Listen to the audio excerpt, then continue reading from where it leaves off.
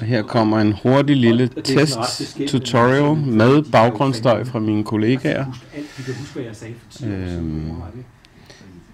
Starter med at åbne Test Generator, som er downloadet, og vi har fået importeret forskellige testbanks. Og nu vil jeg vise, hvordan man eksporterer en test, så den kan importeres til Fronter. Og jeg vil nu eksportere alle de spørgsmål, der ligger i kapitel 5. Hey, den bliver lige i gang med at optage en video. Godt gået, Philip.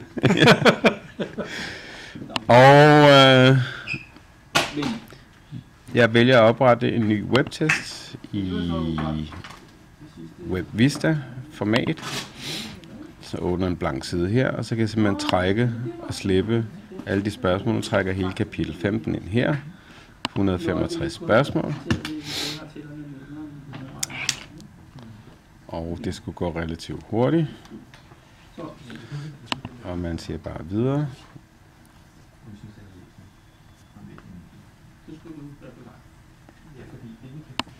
Nu har den så importeret alle de her 165 spørgsmål, og det eneste vi vil nu, det er at eksportere den her test, så den kan bruges på Fronter. Og det gør jeg ved at højreklikke herover i testområdet og holde højreklik-knap nede, og så scrolle ned til eksport. Og der skal jeg så igen vælge WebCT Vista-formatet og sige OK. Og så vil den så spørge mig lige om lidt, hvordan jeg vil gemme den, og nu kalder jeg den så makro kapitel 15 zip, og den lægger vi lige til testen her i skrivebordet, så vi kan se, hvordan vi henter den ind senere hen. Og nu er den så ved at eksportere alle de spørgsmål til kapitel 15. Og der var et enkelt spørgsmål, som den ikke kunne finde, og det vil jeg så vælge at ignorere. Næste skridt, det er så at importere det her i Fronter. Og jeg logger nu bare ind på Fronter. Og inde i Fronter-rummet, som vi alle sammen har adgang til, der hedder Teacher Resources, skal vi ned og have fat i en spørgsmålsbank. Det er del 1 af at lave en test. Der kan vi se, at vi har spørgsmålsbanken her. Og hvis jeg lige flytter vinduet lidt ind, kan vi se, at jeg skal hente nogle spørgsmål ind i min bank, og det vil jeg så gøre nu. Og det er at importere fra tekstfil. Og så vælger vi simpelthen den zip-fil, som vi har lagt på skrivebordet. Og vælger OK hernede uden for skærmbilledet. Og det, der lige er vigtigt nu, det er at tilføje det en kategori. Og det lægger jeg nu ned i ME-kategorien. Og vælger importere.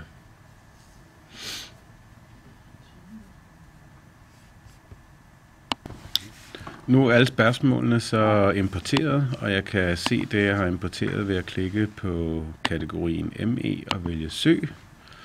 Og jeg kan så yderligere lige forfine min søgning ved at skrive, at jeg vil have de spørgsmål, der vedrører 15.1, og klikke søg igen, og kan vi se, at nu har vi fået alle spørgsmålene ind.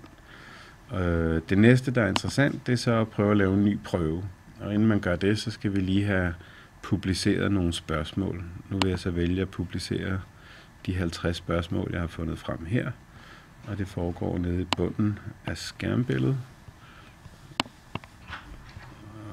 Det vil jeg så lige få minimeret op hernede, sådan.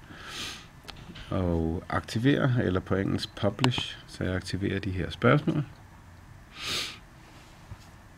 Og det er så gjort nu, og det betyder, at de nu er tilgængelige til at lave en ny prøve. Og det vil jeg gå videre med det samme. Så når man skal bruge testspørgsmål, så kan man gøre det i en prøve.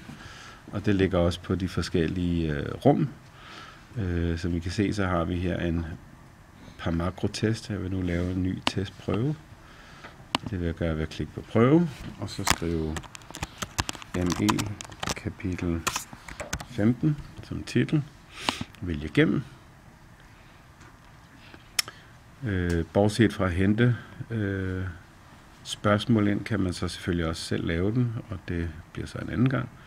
Nu vil jeg simpelthen hente nogle af de spørgsmål ind, og det gør jeg så fra spørgsmålsbank af. Og den viser automatisk de banker, som jeg har adgang til. Og jeg trykker næste. Og kan nu se, at jeg har aktiveret en masse af de her, eller publiceret en masse af de her kapitel 15 spørgsmål. Så der vil jeg så vælge 3 tilfældige spørgsmål. Og der er så mulighed her for enten at linke til spørgsmålbanken, eller kopiere dem ind til den lokale prøve. Og der vil jeg anbefale, at man kopierer, så man kan ændre spørgsmålene. Og nede i bunden, så er det at klikke tilbage.